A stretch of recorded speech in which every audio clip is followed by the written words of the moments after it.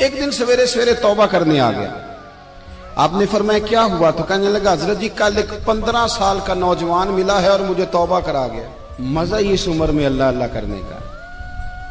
نبی کریم سے محبت بھی کرنی ہو تو یہی عمر. جن لوگوں نے ابو جہل کو قتل کیا تھا ان کی عمریں بھی 15 سال تھی. ہم تو بڑے ہی نہیں نہ ہوتے ساری زندگی، نہ ہمیں کو بڑا ہونے دیتا ہے. ہم بڑے ہی نہیں ہوتے، یہی تو عمر ہے کچھ کر گزرنے. 15 سال کا نوجوان توبہ کرا گیا. تو حضرت حبیب اجمی کہنے لگے وہ کیسے؟ کہنے لگا حضرت جی میں کل منڈی گیا تھا، مجھے کچھ سامان خریدنا تھا، تو بغداد کے بازار سے میں نے مچھلی خرید لی 10 کلو. باقی بھی سامان تب خود لے جا نہیں سکتا تھا. تو مزدور آپ کو پتہ ہے بیچارے آج بھی سڑکوں پہ بیٹھے. تو مزدور بیٹھے تھے تو ان میں ایک نوجوان 14-15 سال کا، چہرے پہ بڑی روشنی. میں نے اس کو کہا بیٹے مزدوری کرو گے؟ کہنے لگا حضور مزدوری بھی کرتا ہوں، پڑھائی بھی کرتا ہوں، اور جو اللہ کو منظور ہو اس کی عبادت بھی کرتا ہوں. میں نے اسے کہا کہ یہ میرا سامان ہے فلاں جگہ پہنچانا ہے، کیا لوگے؟ کہنے لگا 3 دینار مزدوری.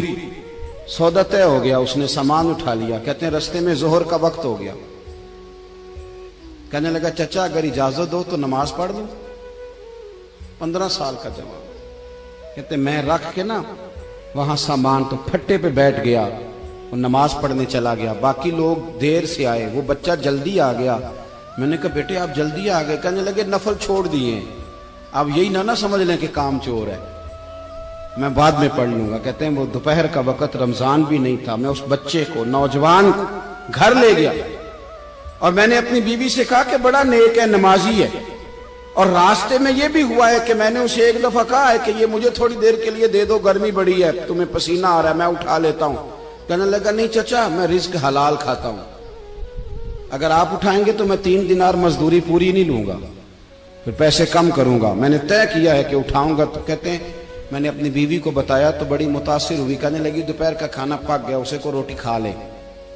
رمضان بھی نہیں تھا. کہتے میں باہر نکلا، اس کو 3 دینار تھمائے. تو میں نے کہا بیٹے ایک بات میری مانو گے؟ کہنے لگا بتائیے. میں نے کہا کھانا پکا ہے کھا لو. کہنے لگا میں معافی چاہتا ہوں، میں نے روزہ رکھا ہوا ہے.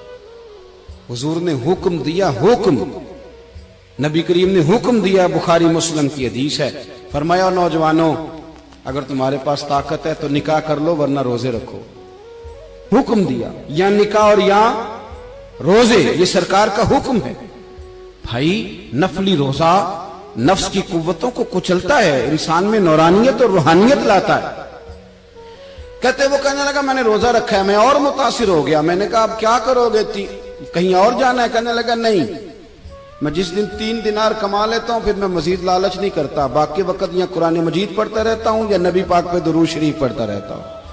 آپ بتائیں. تو میں نے کہا کہ افطار میرے ساتھ کر لو. کہتے ہیں میں اسے مسجد چھوڑ آیا اور خود میں لوٹ آیا. افطار کے بعد میں اسے لایا، کھانا کھلایا، عشاء پڑھی.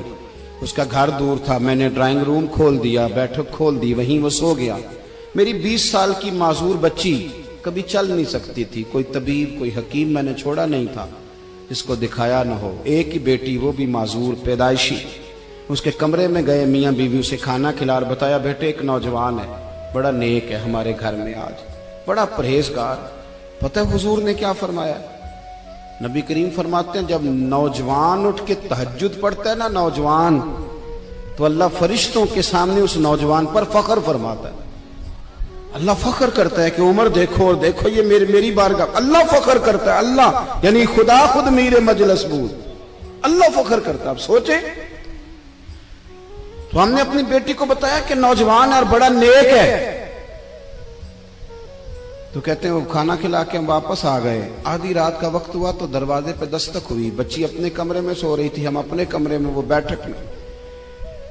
گھبرا کے اٹھے کہ اس وقت کون ہے دروازے پہ؟ تو بیٹی کہنے لگی ابا دروازہ تو کھولنا. کہتے ہیں دروازہ کھولا تو 20 سال ہو گئے تھے بیٹی کو، کبھی اس نے چل کے نہیں دکھایا تھا، کبھی دوڑ کے ادھر جاتی کبھی ادھر آتی. کہتی الحمدللہ اللہ نے میری ٹانگیں ٹھیک کر دی. ہم دونوں رونے لگے، اے اللہ تو کتنا کریم ہے، کیسے ہوا بیٹے سارا کچھ؟